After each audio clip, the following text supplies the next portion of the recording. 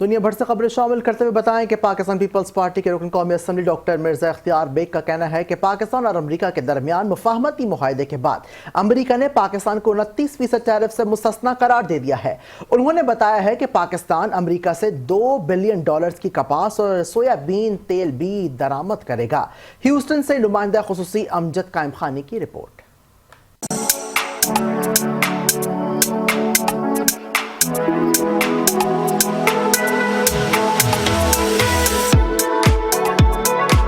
امریکہ کے دورے پر آئے پاکستان پیپلز پارٹی کے قومی اسمبلی کی قائمہ کمیٹی برائے خزانہ، تجارت و اقتصادی امور ڈاکٹر مرزا اختیار بیگ کے اعزاز میں ہیوسٹن میں پاکستانی امریکی کمیونٹی تنظیموں کی جانب سے عشائیہ کا انعقاد کیا گیا، جس میں قونصل general Houston Aftab Chaudhry, Houston Karachi sister city association کے صدر سعید شیخ، پیپلز پارٹی رہنما ریاض حسین کاکا خیل سمیت متعدد رہنماؤں اور کاروباری شخصیات نے شرکت کی۔ اس موقع پر اوورسیز پاکستانیوں سے گفتگو کرتے ہوئے ڈاکٹر مرزا اختیار بیگ کا کہنا تھا کہ سیکرٹری تجارت جاوید پال کی قیادت میں پاکستانی وفد کے واشنگٹن میں کامیاب مذاکرات کے نتیجے میں ٹرمپ انتظامیہ نے پاکستان کو 29% ٹیرف سے مستثنی قرار دے دیا ہے۔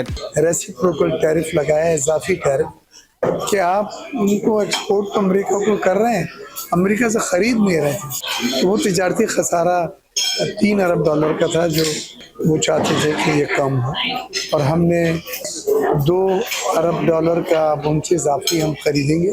مرزا اختیار بیگ کا کہنا تھا کہ پاکستان اور امریکہ کے درمیان تعلقات ایک نئے دور میں داخل ہو چکے ہیں اور دونوں ممالک اب باہمی تعاون، اقتصادی شراکت داری اور دو طرفہ اعتماد کی بحالی کے لیے تیزی سے آگے بڑھ رہے ہیں۔ امریکہ کے پریزیڈنٹ صاحب سافٹ کارنر رکھتے ہیں، ہمارے لیے بات کرتے ہیں، پاکستان کو پذیرائی مل رہی ہے۔ دنیا بہادروں کو سلام کرتی ہے، بہادروں سے ملتے ہیں لوگ، گلے لگاتے ہیں۔